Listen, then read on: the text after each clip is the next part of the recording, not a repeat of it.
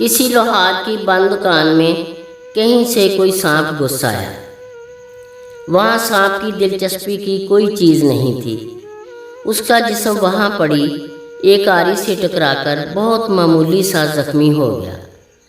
घबराहट में सांप ने पलटकर आरी पर पूरी कुव्वत से डंग मारा। सांप के मुंह से खून आना शुरू हो गया।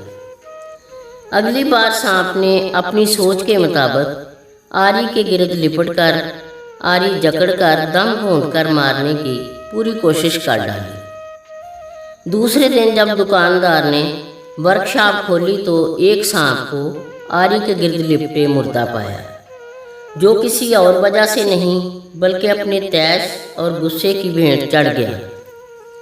बाज़ औक़ात हम गुस्से में दूसरों को नुकसान पहुंचाने की कोशिश करते हैं, मगर वक्त गुजरने के साथ साथ हमें पता चलता है कि हमने अपने आप का ज़्यादा नुकसान किया है। बराए मेहरबानी मेरी वीडियो अच्छी लगे तो लाइक करें और मेरे चैनल को सब्सक्राइब करें। शुक्रिया।